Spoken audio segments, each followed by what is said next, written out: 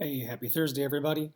Sorry the video didn't work yesterday, so the little lecture today is going to be a shortened version of what I tried to cover yesterday, along with some things to get you ready for today. I want to compliment you guys on doing the hard work of digging through those Gallup polls. I think you're reaching a lot of interesting conclusions about how Americans felt about the war from 1939 to 1941, and this is what part of the lecture yesterday got into. And if you look at the slide on the left, the big idea here is that even though the United States still today holds World War II in incredibly high esteem, it definitely marked a tremendous victory against Nazi Germany and Imperial Japan. Um, but it also marked the coming of this clear kind of age of American dominance over the globe. It marked the role that the United States played in helping them end the Holocaust, so a lot of tremendous accomplishments to be seen there. But we shouldn't leave out the fact that for essentially a decade prior to the war, the United States seemingly did everything within its power to try to avoid getting pulled into that war, even after our allies from World War I, England and France, had decided to try to stop Adolf Hitler once he moved in to seize Poland.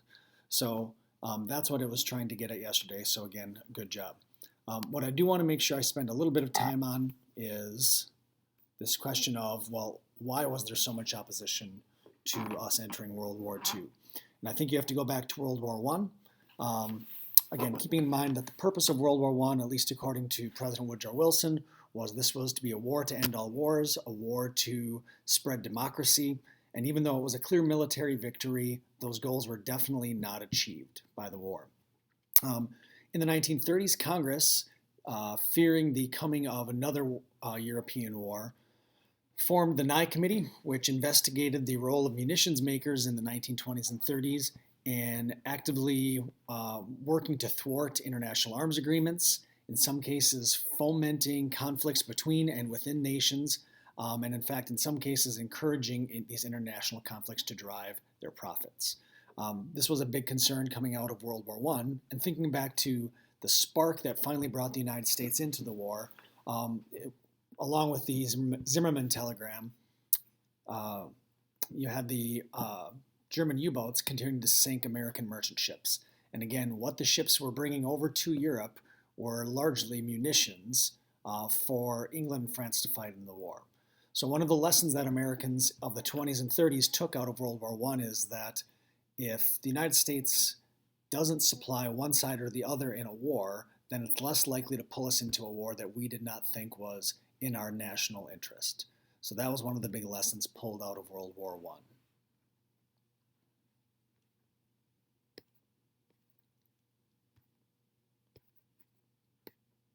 We'll get there.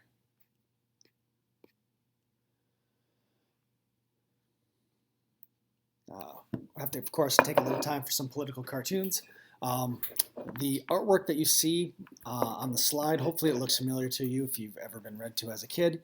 You see these are some of Dr. Seuss, Theodore Geisel's works. He didn't just write children's books. He actively took up a role in trying to encourage the United States to enter the war, that it was not in the U.S. interest to stay out of the war. In that sense, he may have been a little bit more like President Roosevelt from 39 to 41. And if you look at the images right there, might be a little small to see. Feel free to pause at any time. The one on the bottom left, I really want to draw your attention to. What you see there is an Uncle Sam kind of bird sitting up on a tree, and it's just about the last remaining tree. And the trees in the background have the names of countries that Hitler had already invaded. So we have Greece, we have Norway, and the little Hitler bird at the bottom left, you see him pecking away at the last other truffula tree. I'm guessing it's a truffula tree with England written upon it. So Dr. Seuss, he was of the mind that the United States couldn't really exist peacefully in a world without allies, without other people to support it. Now, moving on to what you guys are going to work on today.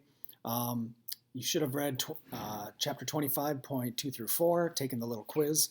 And the focus of your work today is going to be on the treatment of Japanese Americans. Going back to this slide, we see another political cartoon by Dr. Seuss. And what it says at the top, if you can't quite read it, it says, "Waiting for the signal from home." And in line stretching from California to Oregon to Washington, is a group of cartoonish drawn Issei or Nisei Japanese Americans, and they're being handed blocks of TNT. Dr. Seuss's implication here was that Americans of Japanese descent, in fact, were not really Americans, that they somehow were still more Japanese than American. This sentiment pervaded the American public and eventually the American government, and that's the work we're going to be doing today on Executive Order 9066 and the Supreme Court ruling on the constitutionality of that.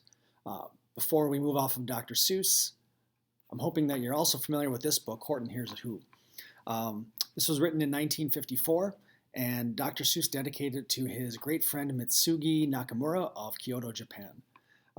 Dr. Seuss seems to have come around on the fact that his cartoons may have had some role in influencing how Americans thought about their fellow Americans who happened to be of Japanese descent. If you don't know the story of Horton Hears a Who, there's a repeated phrase that a person's a person no matter how small. And a lot of people think that this is Dr. Seuss directly speaking to how Japanese Americans and in fact the Japanese citizens were treated by the United States during the war, especially referencing the bombing of Hiroshima and Nagasaki. At the end of it, a lot of people think that he's claiming some responsibility in the phrase from the last page. From now on, you know what I'm planning to do? From now on, I'm going to protect them with you. Me too. From the sun in the summer, from the rain when it's fallish, I'm going to protect them no matter how smallish. So Dr. Seuss seems to have undergone some kind of reckoning after the war over how his fellow Americans were treated. So that's the subject of your work today. Good luck, and we'll see you tomorrow.